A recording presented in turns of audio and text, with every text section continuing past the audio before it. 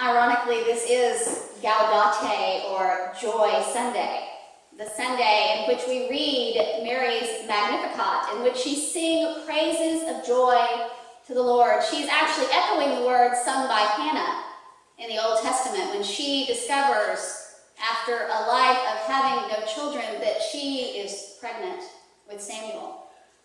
So Mary is singing the words of her sister who came before her. And on Friday, on Saturday, my Facebook feed and my internet feeds were filled with preacher friends who were trying to decide what to do about Sunday. Should they ditch what they were planning on preaching on and start again? Many people were. And I thought about it, and then I decided that we really needed to stick with my original plan. Because I had already been thinking, as we talk about Mary's Magnificat, and we read it and we hear it, and for most of us it's familiar, and we have this picture of this joyous young woman who is so excited about being chosen and doing this for God that she just sings for joy. But I wanted us to get a sense of how powerful this song really was and really is, because her life was not joyful. She was a very young woman. History tells us she probably wasn't much older than Maddie and Kennedy when this was going on. And she was an unwed mother. She could have been stoned for this, put to death. She lived in occupied territory. Her life was anything but joyful. In fact, it was kind of scary and uncertain, terrifying even. Yet she sang this song of praise. And so I was trying to figure out what I could say to get us to a place where we kind of really understood that. And last Sunday, I was already thinking about it, and Adam Hicks shared with me a story that put the whole setting of the Nativity in a whole different light. And it's by Reverend Roger Woolsey. And I read the story, and I'm not going to tell that exact story, and I apologize to the Reverend Woolsey. It's always dangerous when you adapt someone else's story. Hopefully, he will be of the ilk that imitation is the sincerest form of flattery, rather than I wish that woman hadn't butchered my story so badly. So it's not exactly his story, and I've changed it just a little bit. But it's a great story, and I think it may help us to understand how powerful Mary's song of joy was and is. So you know, every trailer park has its own rules. Some people let you hang your laundry on the line, some don't. Some let you have pets that go off leash, some don't let pets in at all. Some people will let you build a covered carport for your car. Some people limit you to one car, and it's never allowed to be up on blocks. These are the rules that get written into lease agreements, that get posted on bulletin boards. These are the official rules. But like anywhere else, our trailer park has its unofficial rules. You know, just because we throw our beer cans in the backyard instead of the recycling bin, and just because the tank top is the unofficial uniform of both men and women here, does not mean that we do not have our own rules of etiquette. There are just things we will and will not do. One thing you don't do in our trailer park is lie. Okay, you may lie to the police, but you never lie to each other. You don't cheat one another. Here in our trailer park, if you have any dealings, you do it honestly and upfront. There is no place for sneaky underhandedness here. And let me tell you, you sure don't turn up pregnant after your man has been out working on an oil rig for 4 months. People do not look kindly upon that.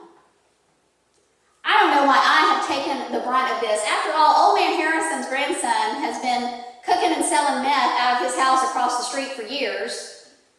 And nobody ever talks about why all those people are coming and going from the double-wide cherry red trailer on the corner. No, everybody wants to talk about me and my situation. In fact, they're even meaner to Joe. It's like they're angry at him for staying with me when I'm pregnant with a kid that everybody knows isn't his. You know, now I'm so glad that we got that notice in the mail. Joe's being audited. And it goes back a ways, so he's got to go back to his hometown so we can get it all straightened out. They tell us it's not that big a deal, we just got to show up and do something about it. And at first that was really annoying, but then I was really glad because I just wanted to get out of that place. Man, people talk about like they know what's going on, and they have no clue what's going on. In fact, if they did know what was going on, they wouldn't even believe it. So I just wanted to get out of there. I was tired of people looking at me funny. I was tired of people saying mean things to Joe.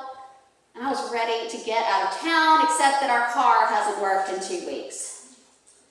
Well, fortunately, my cousin's husband is in jail for selling pot to get out of credit card debt. And she said if we wanted to uncover his Harley Davidson, we could borrow that.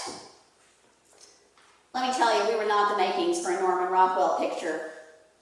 Joe driving as fast as he could, and me hanging on in the back with a 9-month bun in the oven. We got more looks as we made our way back to Joe's hometown. And you know, when we got there, Joe has lots of friends and family. He grew up there. Everybody had a reason for why they couldn't let us stay with them. Maybe their house was too full, or some kid had the chicken pox. And his aunt was just plain rude enough to tell us that she did not approve of our lifestyle and she did not welcome people who she did not approve of into her home. We finally found this old lady that used to teach Joe in first grade in her double-wide trailer who had Kitty on us and said we could sleep out on her screened-in back porch. We were really grateful until we realized what she didn't tell us, that that's where all the stray cats and dogs that she took in lived. There was the ugliest couch you have ever seen back there, and it was covered with dog and cat hair. Now bear with me, because I'm about to tell y'all what happened last night, and it'll all kind of make sense. So we finally got as much of the cat and dog hair out of the couch as we could, off of the couch, and we settled in for the night. Joe and I finally found a way to both get comfortable and maybe get some sleep. And wouldn't you know it, my water broke. I'll have to tell you, Joe absolutely panicked. He really did. He was panicking, he didn't know what to do, and, well, I don't know what to say for myself, except that I do watch a lot of movies. And so I decided to pull a Cher from Moonstruck.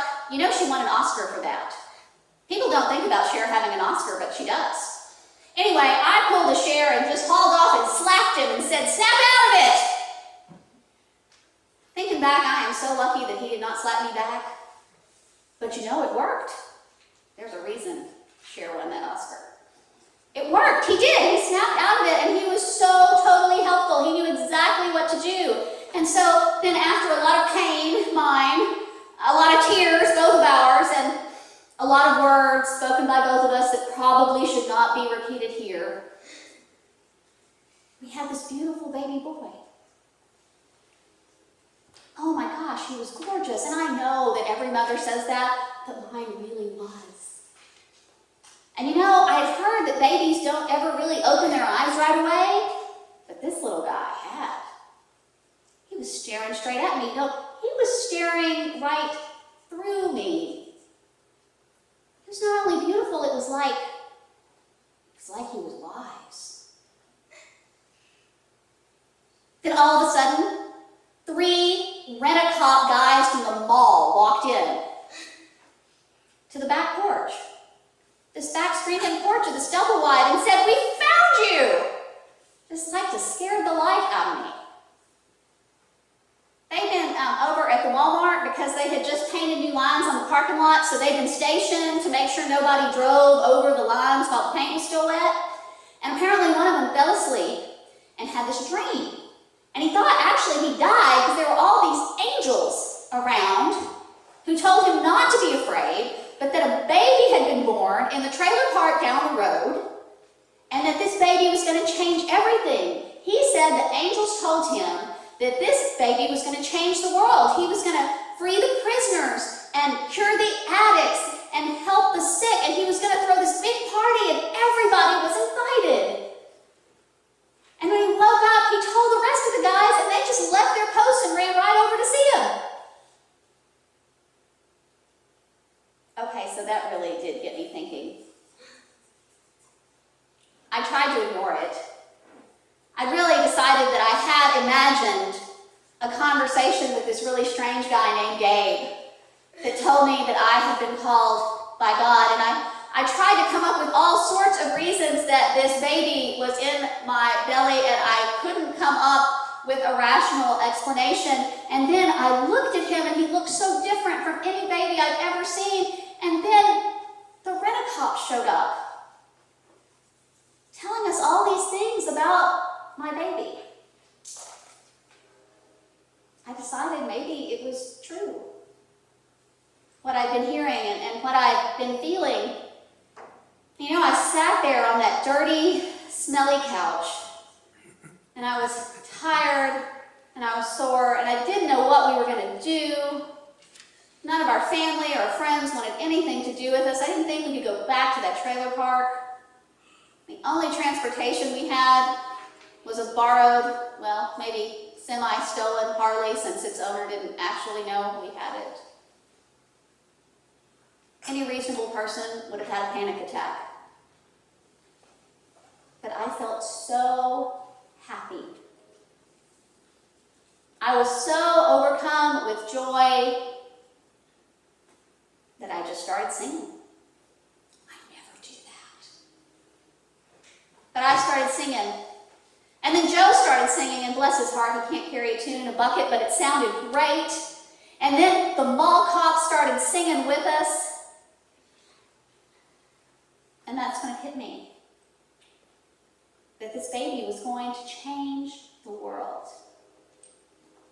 And I was so scared and so excited and so happy that I got to be the one to bring him into this world. In times of struggle and in times of sorrow, in times when we ought to panic, may we find our voice. May we find the joy that is ours through the birth of Jesus Christ. And may we be able to share that. May our light that comes to us through Christ shine for others so that they might know the joy as well. Amen.